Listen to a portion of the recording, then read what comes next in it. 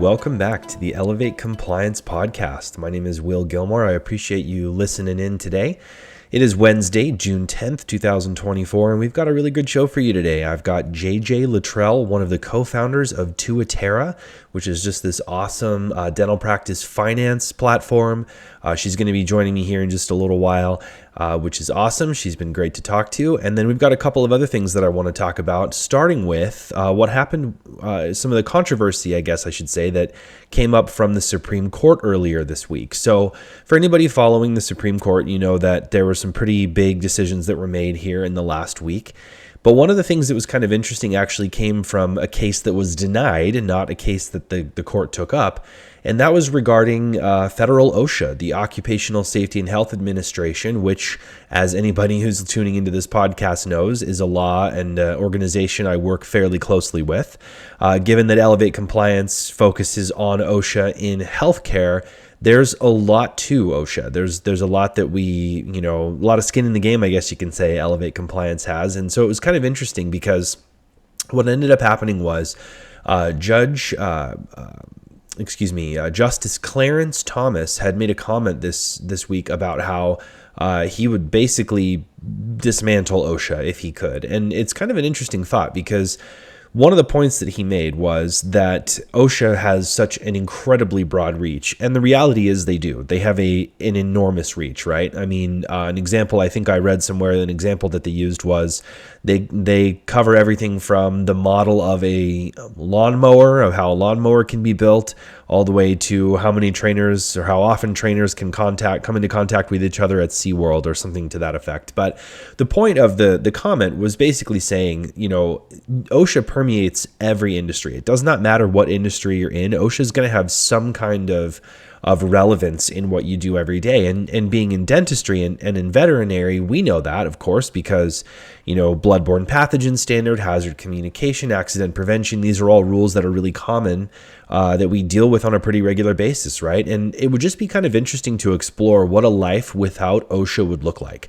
Obviously, there would need to be other provisions already in place before OSHA could be removed, because I just don't see how, especially with, things like, in the post-pandemic world, how we could possibly remove a bloodborne pathogens standard type rule, right? I just can't see that would be removed from healthcare, because we know now, how safe personal protective equipment is, how safe frequent hand washing is. And those are all relatively young concepts. When I'm in training, I always like to talk about, the bloodborne pathogen standard was only created in 1991. It's not a very old law. And so when you think about that, it's only been around for 33 years. It starts to put in perspective that that's not a particularly old law. And obviously, we practiced dentistry before 1991, and the world existed before 1991. Pardon me, I got a little sick over the 4th of July. I'll talk about that here in a minute too.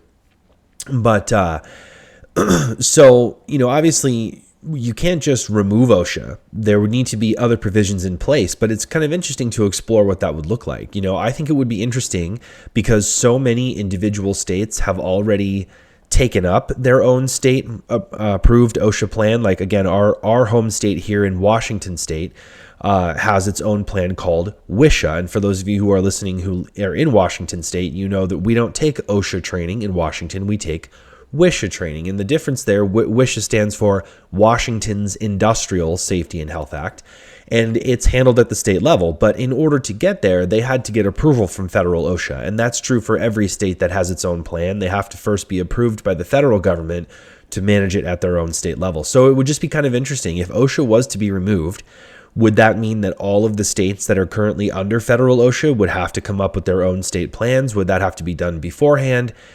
I think that, while I understand a lot of people don't really love OSHA, I think that Justice Thomas's comments are shouldn't be taken too seriously, because the groundwork necessary to be able to actually get to a world where OSHA doesn't exist that would be a pretty long road. That would be a pretty long and crazy road. So, but just kind of interesting. I thought I'd share my thoughts on that and do a little bit of thought exploration on that, just because it's kind of fascinating, the idea of a no OSHA world and what that would look like. So I mentioned a few minutes ago that I got a little sick over the 4th of July weekend. 4th of July this year landed on a Thursday, so which is kind of cool because this was also the weekend of my 5th anniversary with my wife. We got married on July 6th, 2019, so it was kind of fun to have that 5th anniversary. But unfortunately, my son brought home one of the lovely daycare bugs. And of course, he got over it like in a day or two, and I'm still very nasally, as I'm sure you can hear. But I'm feeling a lot better today. It was kind of a rough weekend. Unfortunately, we didn't get to do much for our anniversary, but that is okay. We will make it up. So, but that's what's been going on around here. I hope that everything is going well for you and your practice. Before we get into our interview with JJ Littrell, I just want to take just a brief pause here real quickly to talk a little bit about Tuatara, our sponsor for this episode, and then we'll get into the interview. So after a word from our sponsor, welcome in JJ Littrell. This episode of the Elevate Compliance podcast is brought to you in part by Tuatara. Tuatara's strategic finance reporting platform gives dental practice owners the clarity and cadence they need to thrive while growing their practice. Most financial reports show you what has already happened in your practice, whereas Tuatara's reports focus on highlighting your opportunities to grow. Tuatara's reporting is unique in that it can be added to your current CPA and bookkeeping team. There's no need to make a switch from your trusted advisors. If you want to see a sample of some of the intuitive Tuatara reports or learn more about how they can help your practice, check out their website at growwithtuatara.com. That's growwithtuatara.com.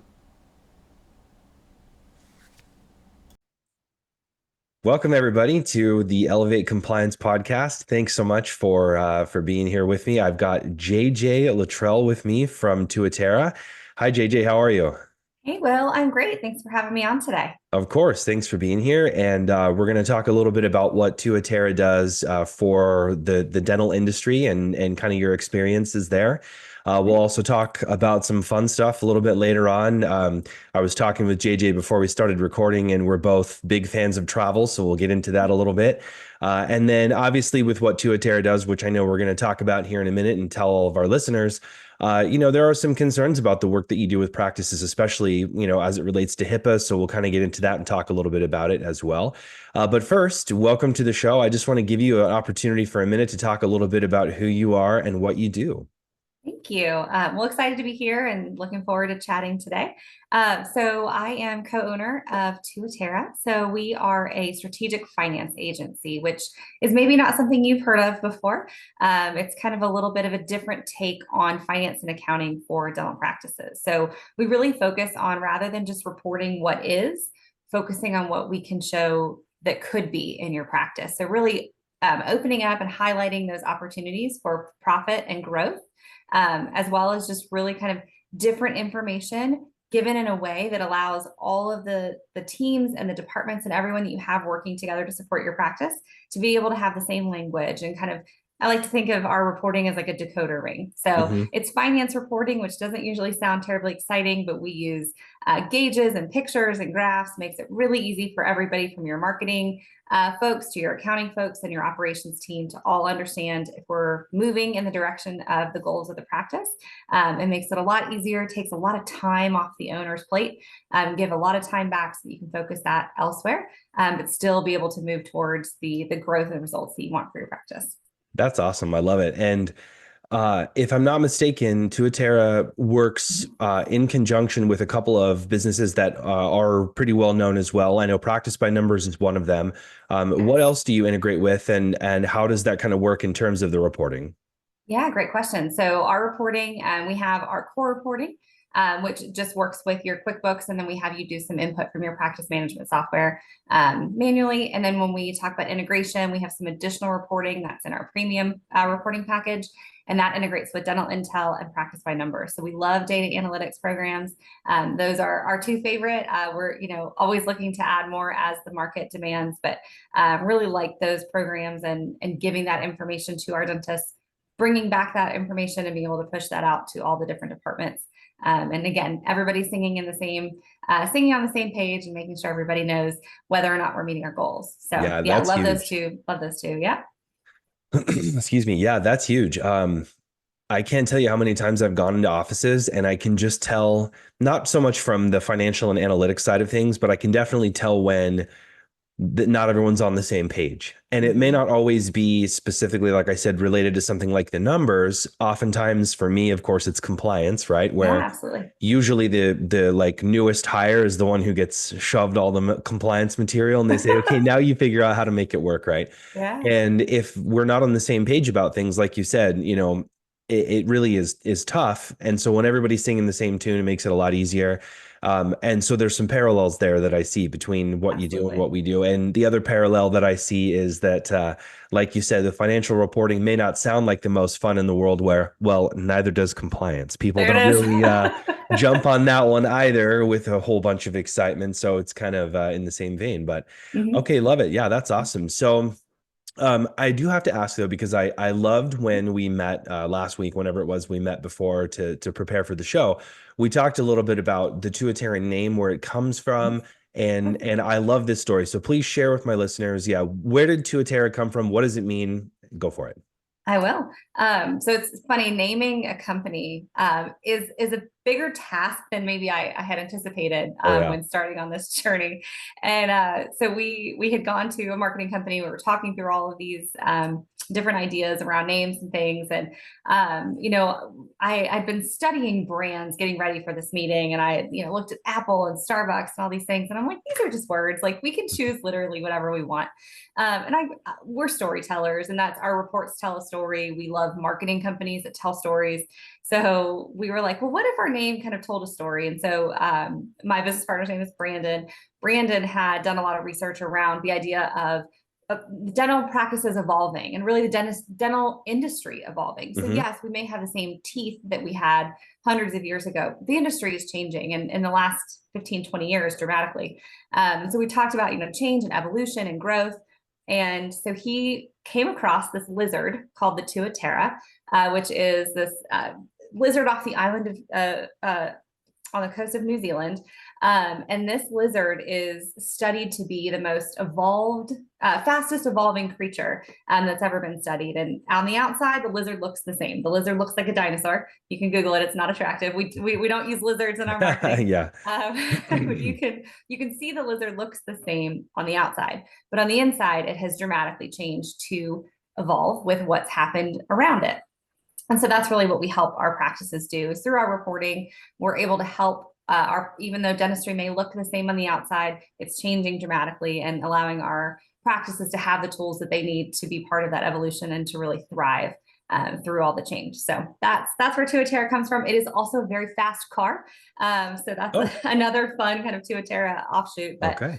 we were inspired by the lizard. Yep. Yeah. Well, I wonder if so Tuatara vehicles is it a make? Like, Yes, it is a super, what are they called? Like the muscle cars. Like it's like a okay.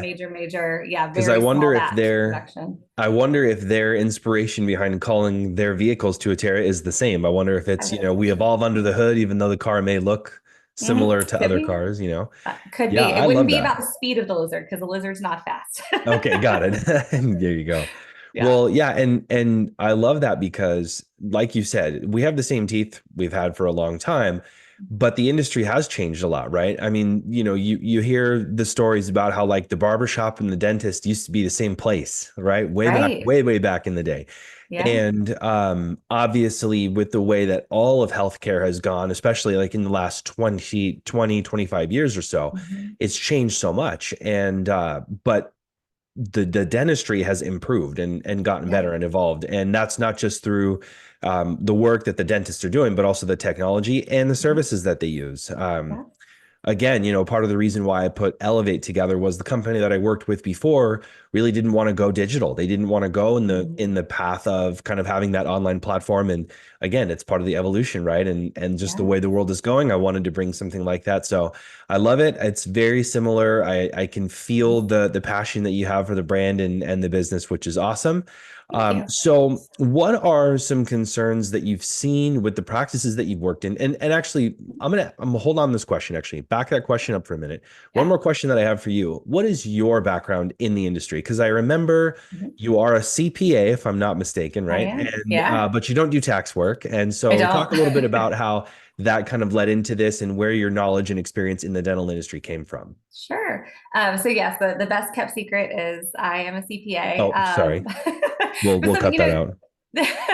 there's sometimes this perception of, what that means. And people are often surprised that I like doing things like coming on podcasts, even though I'm a CPA. So yes, CPA by trade. I actually started out doing accounting in the hospitality space, which transitioned really quite nicely into healthcare, actually. And I was surprised kind of what close cousins they really are. Mhm. And if you think about dentistry in specific, it really is. It's about relationships. It's about creating an experience that's memorable for the patient. It's about making them feel welcome and calm and safe in an environment that maybe otherwise, could be a little bit hectic. Sure. And travel's the same way, right? You want to bring someone into a hotel and make them feel comfortable and at home, even though they're far away. So Hmm. very similar there. There's also the heads and beds. Some of the metrics are the same from an accounting perspective, Sure. similar there.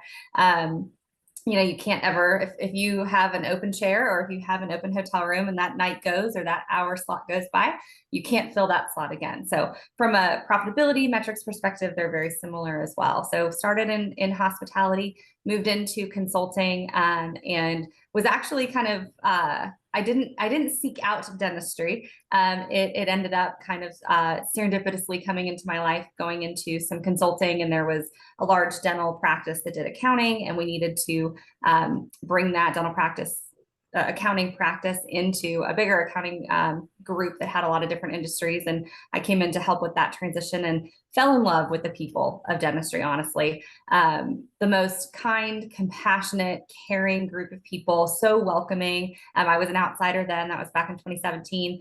And everybody was so open and willing to bring me in and help me learn about dentistry. So that was back in Yeah. 2017. Done a few things in between here and there, and then we launched Tuatara in January of 24. So in this iteration, there's some other things we did previously that were more CFO consulting type things. And now we've taken all the things that we learned and did in some of the larger group practices. And now we are here to serve the single location, kind of, I like to think of it as more of a Main Street dentistry service, using some of the tools and techniques from my Fortune 500 background, as well as my partner. So That's awesome. Yeah.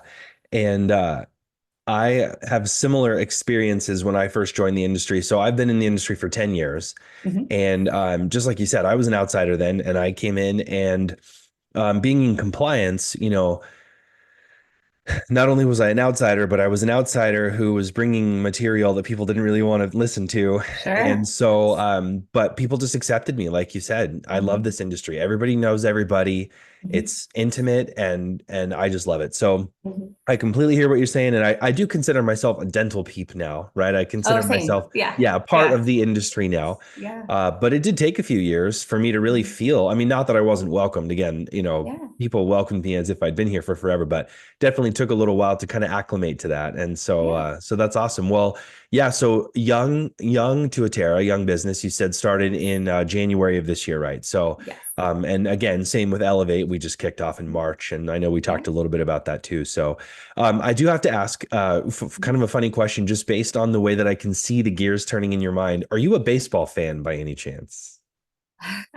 Okay, so generally speaking, no, Okay. but Moneyball is one of my most favorite movies. I think there's so many incredible lessons from that movie. So generally, not so much, but Moneyball is an Okay. A plus for me. And the reason I asked was, and you sort of with by answering with the Moneyball answer, you kind of Uh-huh. caught on to what I was getting at was Mhm. being a statistics person and Mhm. counting numbers. That's what baseball is, right? Baseball's all Mhm. about the numbers and the stats and everything. And so Yeah. I was just thinking to myself, I'm like, I wonder if she likes to watch baseball because Yeah. it definitely is a numbers person's game. It So is. It is. yeah. And I went to high school in Atlanta.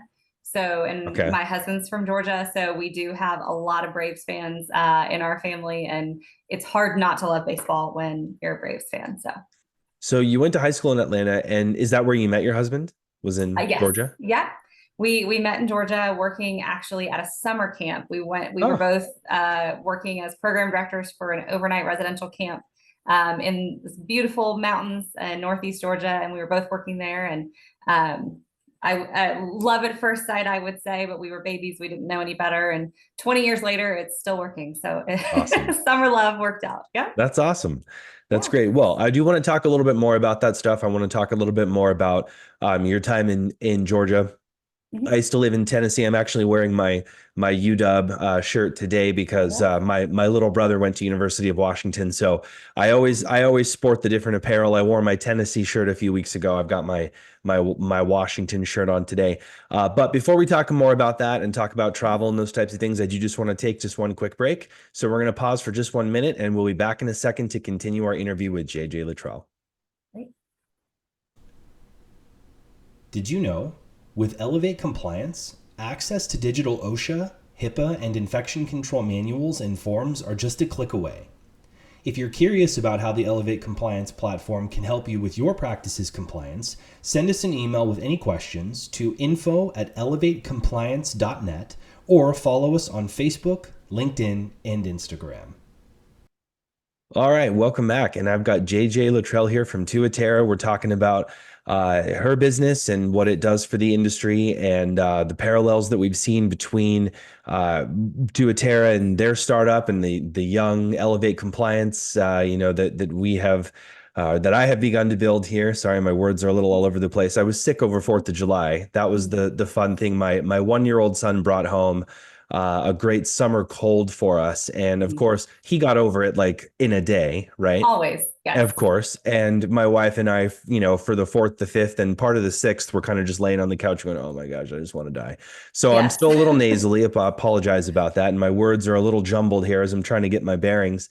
But I wanted to piggyback off of something that we had just talked about before we went to the break. And that was you having met your husband in Georgia. I am originally from Northern California, as I know you are. We'll talk about that in a second as well. Yeah. But I also spent some time in the South. I lived in Tennessee, East Tennessee, for quite some time. I'm a big Tennessee Volunteers fan. So, are you or your husband Bulldogs fans? Are you more?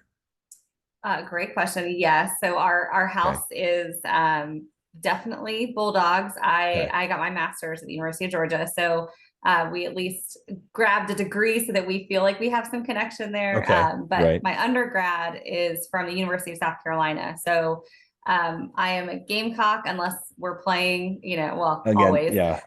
We're playing Georgia, then we are a house divided. I also love an underdog, and the Gamecocks give me an opportunity to to love an To root for underdog. the underdog every year. There you Exactly. go. Yes. So Well, we're not just Georgia fans just because they've, are national championship, sure.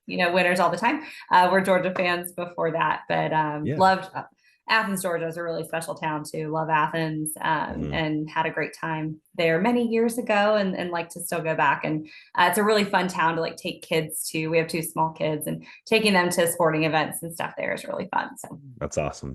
Yeah, yeah. my dream would be one day to be able to, over the course of a season, just stadium hop SEC, true SEC team, not now that they've Yes. redone all the Right. conference lines, but the true SEC teams. I think it'd be really fun. Go to a game in Tuscaloosa, go to a game in Athens, go back to Knoxville, go to one in again in Carolina, go see the Gamecocks play, go down and see a game in the Swamp. And I think it would be Yeah. fun just to kind of tour around and I don't know that I could actually bring myself to root for the Gators if I went down and sat in the No Swamp. I need. don't think I could do that, but I'm not sure walking in with my Tennessee orange would be the best idea either down there. So, but Probably anyway, some well, more that's neutral. what's that? Neutral colors. Neutral Neutral colors colors. Yeah, down I'll there. wear my Yeah. Washington. There you go. Nobody There will you go. nobody will bat an eye at a That's right. Washington Huskies shirt. Yeah. So originally you're from outside of San Francisco, right? Is that right? I am. And That's remind right. me Yeah. again the name of the town that you're from? Danville, California. Danville. Okay. Mhm. Yeah, I'm actually not. Remind me again. I'm not totally familiar with where Danville. Where is that just in relationship to the Bay Area? So it's east, I guess that's everything is. But I went to school in Walnut Creek. Okay, Walnut. Okay. So I Yeah, think you knew Walnut Creek. I Yeah. do. Yep. Yeah. Yeah. So I grew up in a Silicon Valley-ish, kind of in yeah. that general direction. Yeah. yeah, I grew up in just outside of Sacramento in Elk Grove. That's right. And so yeah, so I'm generally familiar. Again, I don't know Danville, but I know Walnut Creek in that general Yeah. area. So yeah, I've got a little bit of, and most of my friends that I grew up with went to school in California. So I've got like Okay. some Banana Slugs fans that I'm real close with, That's and great. yeah, so that's awesome. So I want to talk a little bit about what you told me was your love language, which I love the Yes. way that you phrase that because that's a good way to place extra emphasis on something that you really truly love and care about, and that is travel. So my Mhm. real quickly before I get into your travel, I just got to tell you, Yeah. my wife is obsessed with travel. Mhm. That is always our next sort of big thing we save up for is some kind of big travel event. And we travel a lot just in the general area, but Mhm. we've got Japan on our list. We've got Portugal on our list. I don't know if I've mentioned this on the podcast before, but I am actually a sommelier. I actually took the test, a Oh, wine sommelier. okay. And I took the test during the pandemic. I had an opportunity to take the course and take the test, and That's hard nobody work. was. It was tough. It was definitely Yeah. tough. In fact, the first time I took the final exam, I thought I'd failed. I Oh did not, no. fortunately, but it was maybe not the best score in the world, but I passed. So I would love to go to some of the places in Europe, especially like Portugal. My favorite wine is from Portugal. So what is your ideal? How do you, when you say travel, do you mean abroad typically? Do you mean like various places around the United States? Is it all of the above? Do you do it for food? Do you do it for wine? Tell me all about your travel. I love it. So yes, travel is my love language. I'm also Portuguese, so it makes me Oh, happy to hear there you go. by heritage. Never lived there, but it makes me happy to hear that you love Portugal. It's on our list too. We actually have not made it to Portugal yet, but that is on the docket for pretty soon. So travel for me is about experience. So I love experiences. That is, quality time is my actual love language. If Okay, you read the right. book, so experiences is what it's about for me. So whether and travel just is getting out of our everyday. So that may be going an hour and a half from here and hiking up a waterfall, or it could be traveling halfway across the world to see a particular music act that is hard to get into in the U.S. So anything in Is there a between. little bit of a story here I sense maybe? I may be making a trip to London here in August To see. to see Taylor Swift. Oh, So okay. yeah. So and anyhow, that's a whole other story. So anything in between. So we started this tradition when we got married. So my husband and I were married very young. We met in college and then a few years later got married. So I had this crazy idea that I thought was, brilliant. Turns out it was. I didn't realize how life would make it a little bit challenging, but we stuck with it. So we agreed to an annual honeymoon every year. So we never sleep in our own bed on September 19th. So that's kind of one of our hallmarks. And sometimes we go to Key West or to Jamaica. And sometimes we go, when I was pregnant, one time we stayed, I dropped a pin on the hospital where I was due to deliver, and we did a 30-minute circle, and we just stayed at an Airbnb within 30 minutes of the hospital That's where I was going awesome. to deliver, because I was uh, 8.5 months pregnant at the time. So it depends every year where we go, what's different. We try to alternate between mountains and beach. But we're really fortunate. We live in Charlotte, North Carolina, and that allows us to be 3 hours to a whole lot of places. So we can go to mountains, we can go to the beach, we can go skiing in West Virginia, we can go down to, I call it the big city in Atlanta. So we have a lot of things we can do just driving from here. So we got an RV after the pandemic. We were not cool enough to get one during the pandemic, but afterwards, someone who got a pandemic RV that didn't want it anymore, we were able to pick up an RV, and we like to go camping. And sometimes we did a 2-week trip to DC. And sometimes we go an hour and a half away and just spend, a night or two. So we kind of travel in a number of different ways. My husband would prefer to go camping with a tent. I would prefer to stay at a full service hotel. And so the RV is kind of our Nice. compromise. So it's really about the experiences. It's going somewhere new. It's meeting new people, seeing new things, trying new food. It's all of it, but it's just about getting out there and kind of doing main character stuff, going out and hiking, Yeah. or going to a hole in the wall place that only the locals know about. That sort of thing is just exciting and part of our adventure. So we do it as That's often as we awesome. can. Yeah. I love it. And did you call it doing main character things? Yes, yes. We're all writing a book. Our lives Okay. are like a book. And getting out and going through the rigmarole, the 9 to 5 everyday stuff doesn't make for a very interesting book. So we like to think about, if we were writing our book and we were writing the main character, would we write them sitting on the couch scrolling on Instagram, or would we write about them going to hike this mountain and try this little local coffee shop and meeting new people? And that's the kind of stuff I we love want our it. main characters to do. I Yeah. love that. That's awesome. Well, my wife and I have a similar thing, although we didn't get to do it. So our anniversary is actually July 6th. So it just passed this Oh, past weekend. happy anniversary. Oh, and you Thank were you. sick. Yeah. So we were not feeling well. And it was our 5th anniversary. So we were hoping to do something special for our number Yeah. 5, right? We were thinking about maybe go up to Leavenworth. Leavenworth is a town in Eastern Washington. For anybody who's not familiar, not the prison. We're not going to Leavenworth prison. Leavenworth is a town that is done entirely in a German Bavarian style. Has just absolutely amazing views of the mountains and great food. And we were kind of gung ho about that. And unfortunately, the sickness prevented us from going. But we always try on what we call our meetiversary, which is in February when we met originally. Mhm. We always go up to one of the islands here. There's an island that we can get to on a ferry from our house on a Saturday morning, maybe about 40 minutes from here to the Oh, other side of the water. So pretty close. yeah. Nice and easy to jump the ferry over there. And they have an off-leash dog park, and our dog is extremely territorial, does not do well with other dogs.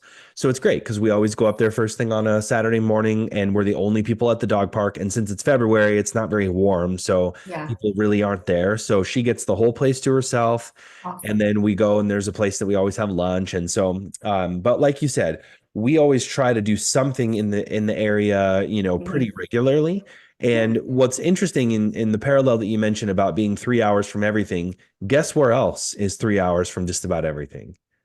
Northern Where? California, Oh, where you yes, grew up. yes, yes, So it's so absolutely. funny Yeah. because when I'm hearing you say this, these are the kinds of things I would always say about growing up in Northern California, right? If you want beach, if you want mountains, if you want lakes, if you want desert, if you want forest, thick forest, whatever you want, just a Yes, few hours away in any direction. So it's true. very similar, and that's awesome. So if I can ask, so how many kids do you have?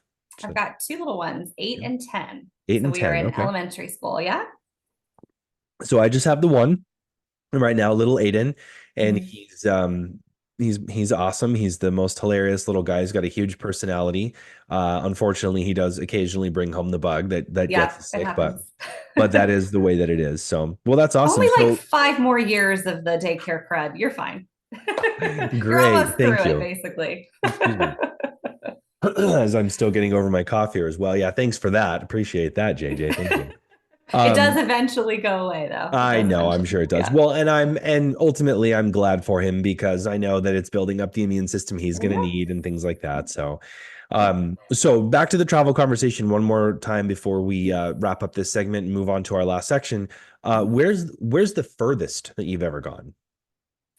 The furthest that I've Or I should ever use gone correct would grammar here. Where's the farthest that you've ever gone? the farthest I've gone probably would probably be Italy. And I went when I was in California. So that gives me an Okay, extra couple thousand extra, miles. yeah, Yeah, 2,500 miles. exactly. So yeah, so I would say Italy probably is the furthest. We Where'd you go went in to Italy?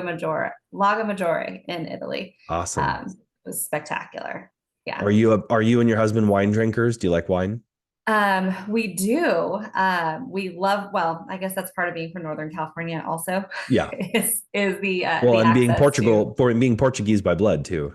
yes, yes. So we do. We love really, really good, particularly red wines. Absolutely. Okay, yeah. So I was going to ask, what's your favorite? Do you have a favorite Well, it's varietal? funny. We have house wines. So my actual favorite varietal is a Cabernet because I Okay, came from Northern California. So that's sure. what we have a lot They of. definitely do it well. Um, yeah, but we have we have like a red and a white house wines that we like to have that are just cheap Awesome. grocery store wines, but that do pretty well Hey, for us. yeah. Hey, you know what? And again, I can say this being a sommelier, sometimes the best wines you find are store branded house wines for Yes. 7.99. You know what? Yeah, That Trader Joe's has some good wine. Trader they Joe's has do. some good wine. So They that's do. awesome. Yeah. Great. Well, that's awesome. Thanks for talking with me about that. We're going to take one last little break here before we move on and start talking about some compliance stuff and get ready to wrap Okay. up. So we'll be right back to continue our interview with JJ Littrell. This episode of the Elevate Compliance podcast is brought to you in part by Tuatara. Tuatara's strategic finance reporting platform gives dental practice owners the clarity and cadence they need to thrive while growing their practice. Most financial reports show you what has already happened in your practice, whereas Tuatara's reports focus on highlighting your opportunities to grow. Tuatara's reporting is unique in that it can be added to your current CPA and bookkeeping team. There's no need to make a switch from your trusted advisors. If you want to see a sample of some of the intuitive Tuatara reports or learn more about how they can help your practice, check out their website at growwithtuatara.com. That's growwithtuatara.com. All right. Welcome back to the podcast. Thanks, everybody, for being here with us. JJ, thank you so much for your time and talking about Tuatara and travel and all these great things. As I always say when I start this third segment with my guest, it can't all just be about fun and games and travel and all these things. There is some compliance stuff that I have to do, hence the name Elevate Compliance. I do have to talk about it. So obviously, given what Tuatara does with practices and focusing on the financial and the reporting side, my mind immediately goes to there are a few compliance concerns that would, be likely to come up just because of the access to information that you have. So what is your sort of approach to HIPAA in terms of making sure that if Tuatara does access patients' information, things like that, like what steps do you take to protect it and kind of how do you navigate that side of it? Great question. So that's evolved over Tuatara. That's evolved Sure. over time. Tuatara is new, but we had some consulting work that we did for several years before, so that has evolved. I think for us now, our focus is really on educating the doctors as to what we actually need to be able to give them the information that they want. So what we've found is being able to say, okay, and the reports are awesome that come out of like dental intel and practice by numbers, because we can really filter down and say we don't need names, we don't need addresses, we don't need these certain identifiable information. That we can still give you some really nice demographic information. We can still talk about your insurance concentration. We can still talk about your zip code. We can talk to you about how far away people are coming to your practice, opportunity analysis, things like that, without having to get that the identifying information. So really it's just been around education. I think too often, and I've seen some things go really poorly with information going out to wrong people and that sort of thing, where it's just, they select all the columns and send it over, and really kind of educating, like, deselect these columns. We don't need this information, and you don't want that information out there as well. So just kind of working together to say, we don't need it, you don't want it out there, let's not include it, has been kind of our stance recently, and that's worked really well for us. I still get really nervous around, when I ask for something, I'm like, I know this report can pull this piece of information, like, please triple check it's not in there before you export that to us, things like that, just to make sure that we don't have a situation where the patient information could be intercepted, or that there could be something that it ends up saved in the wrong place and that sort of thing. So, and then we never save anything down to a personal computer. So everything we do is cloud-based, and we keep everything secure there, so that if, heaven forbid, something, if a computer gets, in the wrong hands, things like that, there's nothing on the actual computer. And that's been something, it's been a policy for years, just to not have anything that we can't wipe from a distance, and making sure that we don't have anything that's on our computers. But we can do all of our work without that identifiable information. And that's been key for us, is just continuing to tweak those services and tweak those reports, and make sure that we can give you what you need as a practice owner without having to grab that information that is better to not be outside of your system. Awesome. And and just a question about how Tuatara works. Is it a client that is downloaded onto your client's computer, or is it accessed through a web browser to use the Great question. services? So everything for us comes through your QuickBooks connection. Oh, okay, So great. yeah, QuickBooks connection, and then we get some general practice management summarized information for you through a worksheet that you submit. But everything else comes directly from your QuickBooks file, so you're not having to download and send it. It's all staying out there in Awesome. QuickBooks. Yeah. Awesome. Yeah. So, and not to get too, I didn't mean to turn this into like so tell us all about how you protect your clients, didn't mean Let's for do it to it. quite to turn into that.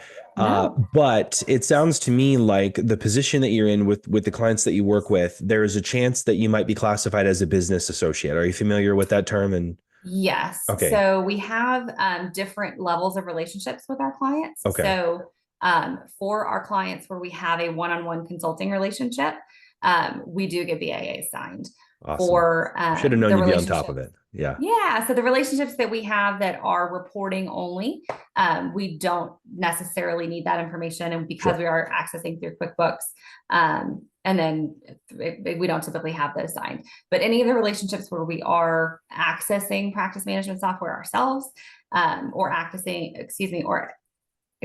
oh my gosh, accessing. There's the word. I don't have a cold to blame it on. It's okay. It's all That was right. the tongue I tie. got you fumbling because I was fumbling. No worries. So if we were to access practice by numbers or dental intel, then we'll get a BAA for that as well. So Awesome. we do have those with some of our clients. Some of our relationships don't require them. It just depends on how into your books we're actually getting. But for a Mhm. reporting relationship, we don't need it. Got it. Awesome. Yeah. Well, JJ, thank you so much for being here with me. This has been awesome. It's been great to talk to you again. I know we chatted a little bit last week, and it's been awesome to kind of catch up again. Before we get ready to wrap up, do me a favor one more time, give just a brief explanation about what Tuatara does again, talk about where my listeners can find you, and any other relevant information that you think that they should know at this point. Thank you, Will. I appreciate it, and so glad that we can connect. I think we serve a lot of clients in the same space, and glad to be able Yeah. to do this with you. So best way to find out about us is our website, growwithtuatara.com. Tuatara spelled just like the lizard.